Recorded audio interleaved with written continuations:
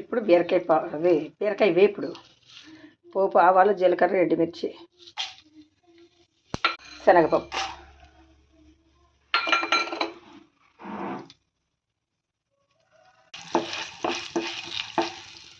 బీరకాయ వేపుడు ఇది.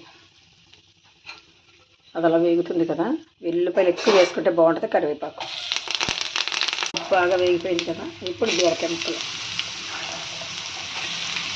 కేజీ బీరకాయలు తీసుకొస్తే అర కేజీ ఏమో ఫ్రై, అర కేజీ కర్రీ. ఎప్పుడు అలాగే చేస్తాను. సాల్ట్,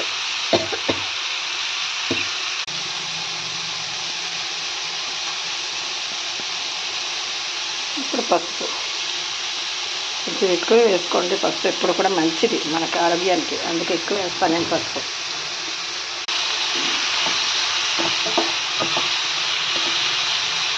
పక్కన చారు పెట్టాను. టమాటా వేసి, రసం పొడి వేసి, దొడ్లో బెండకాయలు కాసినాయి. బెండకాయలు వేసి చేశాను. చూడండి, బెండకాయలు ఉడికించి, ఇది బెండకాయలు టమాటాలు వేసిన తర్వాత పోపు తర్వాత మెత్తగా మెదిపేస్తాను నేను. బెండకాయలు అంతలాగా చిట్లు పోవాలి.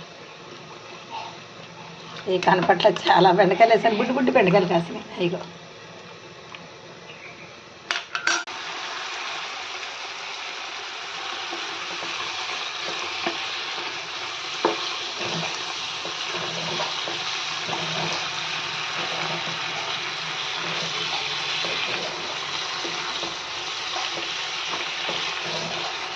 పిల్లలు చిన్నప్పుడైతే నేను బీరకాయ కూర, బీరకాయ వేపుడు ఎక్కువ గాను నూనెతో చేసేదాన్ని. ఎందుకంటే నాకు పెద్దోడు పుట్టినప్పటి నుంచి మూడో పిల్ల పుట్టిన ఒక 3 ఏళ్ళ వరకు కూడా మేము గాను నూనెతో తిన్న వంటలన్నీ కూడా. అప్పుడు అలవాటు అయింది వీళ్ళకి బీరకాయ వేపుడు. అందుకని వీళ్ళు ఇప్పుడు చేసిన బీరకాయ కూర, బీరకాయ వేపుడు చేయమంటారు. గాను నూనెతో చాలా బాగుంటుంది. ఇప్పుడంటే మామూలు నూనె వేసాను నేను. అప్పట్లో గాను నూనెతో తినేవాళ్ళం. పిల్లలు కొంచెం బలంగా ఉంటారు కదా అని. ఇప్పుడు రేట్లు ఎక్కువైపోయినాయి కదా. అప్పుడంటే చవక, ఇప్పుడు చాలా రేట్లు అయిపోయినాయి. ఆదాయం తగ్గిపోయినాయి.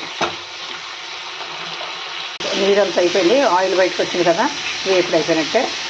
స్టవ్ ఆఫ్ చేస్తున్నాను.